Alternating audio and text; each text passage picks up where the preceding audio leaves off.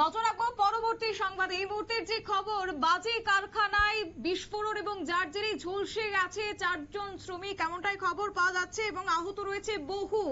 কল্যাণীর বাজি কারখানায় ভয়াবহ বিস্ফোরণ, তবে লাফিয়ে লাফিয়ে বাড়তে শুরু করেছে মৃতের সংখ্যাও এবং এই নিয়ে রীতিমতো চাঞ্চল্য ছড়িয়েছে গোটা এলাকা জুড়ে এবং আর্তনাদ আসছে সেই বাজি কারখানা থেকে। বিস্ফোরণে মৃতের সংখ্যা 4, বহু মানুষ এই মুহূর্তে আহত। যদিও পুলিশ সেই ঘটনাস্থলে উপস্থিত হয়েছে, দেখতেই পাচ্ছেন এক্সক্লুসিভ সেই ছবি আপনাদেরকে দেখাচ্ছি। যারা আহত অবস্থায় রয়েছে তাদেরকে অতি দ্রুত হাসপাতালে নিয়ে যাওয়ার চেষ্টা করছে উদ্ধারকারী দল, একই সঙ্গে অগ্নিনির্বাপক দপ্তরের টিম সেখানে রয়েছে। তবে আজকের এই বিষয় নিয়ে এবং বিস্ফোরণ নিয়ে কি জানিয়েছেন স্থানীয় কাউন্সিলর সুব্রত চক্রবর্তী, শুনুন। একদম আপনার ওয়ার্ডে যেভাবে বাজি বিস্ফোরণ, কি বলবেন?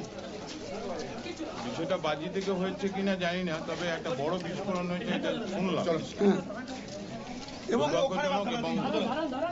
সাংঘাতিক বিষয়। এবং যেখানে দেখলাম 3 মহিলা সহ একজন পুরুষ পুরো বাজির আগুনে ঝলসে গিয়েছে, মারা গেছে। কজন মারা গেছে জানতে পারলেন? এখনো অবধি তো এরকমই সংখ্যা দাঁড়াচ্ছে, আর একজন হাসপাতালে রয়েছে। 4 জন মারা গেছে, তার মধ্যে 3 জন মহিলা। 3 জন মহিলা, একজন যা বোঝা যাচ্ছে। একজন পুরুষ এখনো আন্ডার রয়েছে, প্রশাসন রয়েছে, সেটা দেখছে এবং একজন মহিলা মৃত্যুর সঙ্গে পাঞ্জা লড়ছে। হ্যাঁ, এটা শুনলাম।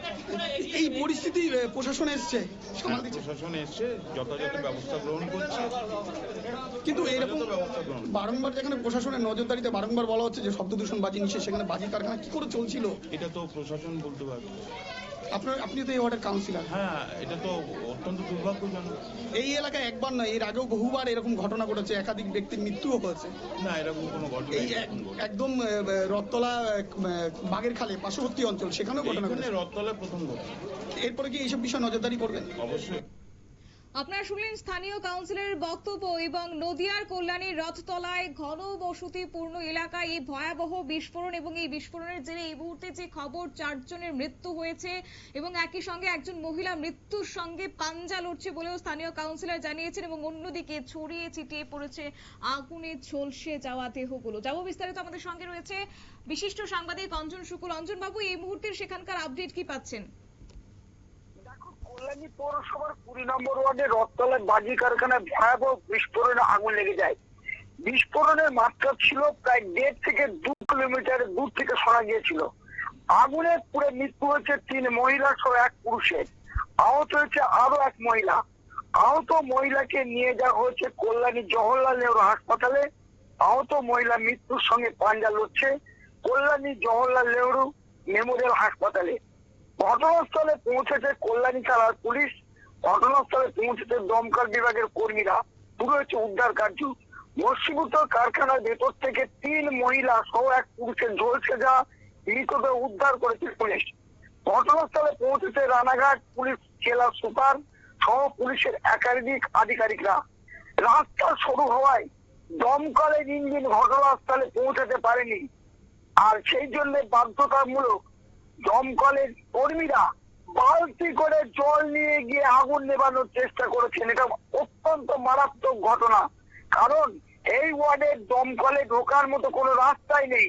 আর প্রশ্ন হচ্ছে এইরকম জায়গায় কিভাবে কারখানা হলো, সেটাই ভাবাচ্ছে এলাকাবাসীকে। এ ব্যাপারে দমকল মন্ত্রী সুজিত বসুকে জিজ্ঞাসা করলে তিনি বললেন যে ওটার কিন্তু লাইসেন্স আছে। যদি দমকলের লাইসেন্স থাকে, অর্থাৎ বোমা কারখানার যদি লাইসেন্স থাকে, তাহলে সেখানে কেন ব্যবস্থা ছিল না, সেখানে কেন রাস্তা নেই? এইরকম ঘিঞ্জি পরিবেশের মধ্যে বসত বাড়ি রয়েছে, সেখানে কিভাবে পৌরসভা লাইসেন্স দেয়? কিন্তু ভাবাচ্ছে, আমরা যেটা গোপন সূত্রে জানতে পেরেছি, সেটা মাত্র ট্রেড লাইসেন্স আছে, অন্য কোনো লাইসেন্স নেই। আর এইরকম জায়গায় কখনো সরকারের পক্ষ থেকে বোমা বা বাজি কারখানার কিন্তু অনুমতি দেওয়া যায় না। যেহেতু শাসক দলের মাথায় হাত রয়েছে বলেই এত বড় কারখানা কিন্তু চলছে। এখন প্রশ্ন, যে